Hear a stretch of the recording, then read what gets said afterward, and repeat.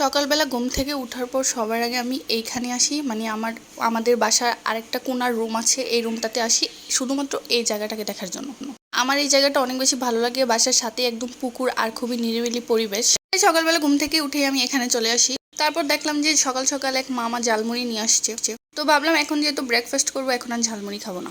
তারপর এই যে দেখুন আমার হাতে কিভাবে চামড়া উঠতেছে আর আমার হাতগুলা কিভাবে রুক্ষ শুষ্ক একদম বুড়া মানুষের হাতের মতো হয়ে গেছে। এটার কারণ হচ্ছে আমি হারপিক দিয়ে বেসিন ক্লিন করছিলাম। হারপিক দিয়ে বেসিন ক্লিন করলে নাকি বেসিন অনেক বেশি পরিষ্কার হয়ে যায়। এরকম একটা ভুল কাজ আমি করছি, হারপিকটাকে আমি হাত দিয়ে ধরছি, যার কারণে আমার হাতের এই অবস্থা।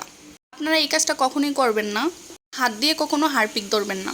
তারপর আমি শ্যাম্পু নিয়ে নিলাম, এখন আমি গোসল করব। এই শ্যাম্পুটা হচ্ছে ড্রাই আর ফ্রিজি হেয়ারের জন্য। আমার যেহেতু extremely dry and frizzy hair, trial হিসেবে এই শ্যাম্পুটা আমি কিনছিলাম, বাট বিশ্বাস করেন ওইটা ওইরকম কোনো বেনিফিট দেয় না। এটা একদম নর্মাল শ্যাম্পুর জন্যই, এবং এটা আমার উস্কো শুষ্ক চুলকে কোনো ধরনের কোনো বেনিফিট দেয়নি। আর এখানে আমার ফুফুমণিটা গাজর খাচ্ছে, মানে আমার ফুপ্পিটা।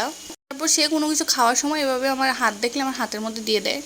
তো সে তো অনেক চেষ্টা করতেছে গাজরটাকে খাওয়ার জন্য, কিন্তু খেতে তো পারছে না, কারণ তার তো দাঁত নেই। আর গাজর হচ্ছে এমন একটা খাবার যেটা দাঁত দিয়ে চিবিয়ে খেতে হয়, শক্তপুক্ত তো গিলে খাওয়া যায় না। তারপর কিচেনে আসলাম।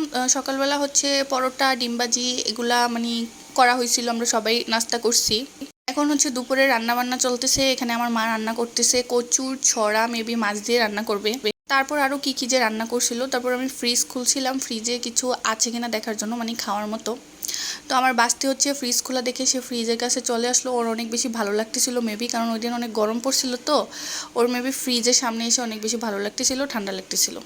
তারপর বললাম বের হয়ে যাও, না হয় তোমাকে সহ ফ্রিজ একদম বন্ধ করে দেবো। তারপর চলে গেলাম বারান্দা নাই সরি ছাদে চলে গেলাম, কারণ ছাদে কাঁথা ওয়াশ করে ছড়িয়ে দিয়েছিলাম, বৃষ্টি হয়েছিল, তো এগুলো বারান্দায় দিলে শুকাবে না, তাই ভাবলাম যে ছাদে নিয়ে দিয়ে আসি। তো ছাদে কাপড়গুলা বা কাঁথাগুলা দেওয়ার পর দেখতে আসলাম যে ঠিকঠাকভাবে আছে কিনা, নাকি বাতাসে উড়িয়ে নিয়ে গেছে। তো সকালবেলা কিন্তু অনেক বেশি রোদ ছিল, গরম ছিল। তারপর 11টা-12টার দিকে আবার হঠাৎ করে বৃষ্টি হয়। বৃষ্টি হওয়ার পর বৃষ্টি থেমে যায়, আবার আকাশ মেঘলা, আবার যে কোনো সময় বৃষ্টি হতে পারে। তো ছাদে আসলে আমার অনেক বেশি ভালো লাগে, কারণ ছাদে অনেক বেশি বাতাস থাকে। কিন্তু দুপুরবেলা তো আসা যায় না রোদের জন্য, বিকালবেলা বা সন্ধ্যার আগে আসলে অনেক বাতাস থাকে এখানে। আর আমি আমার বাস থেকে কুলে নিয়ে আসছিলাম, এই যে আপনারা দেখতে পাচ্ছেন পানির মধ্যে ছায়ার মধ্যে ও আমার কুলে।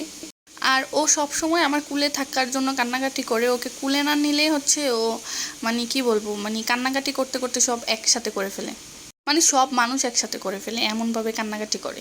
তো এখানে নিচে দেখলাম কয়েকটা ছেলে, এই ছেলেগুলা এত নয়েজ করে এখানে, এই ছেলেগুলো এখানে খেলাধুলা করে সবসময়, ফুটবল ক্রিকেট তারপর আরও কী কী খেলা আছে, এগুলার আওয়াজে আসলে বাসার ভিতরে থাকাই যায় না, মানে খুবই আওয়াজ করে আর খুবই জোরে জোরে কথা বলে।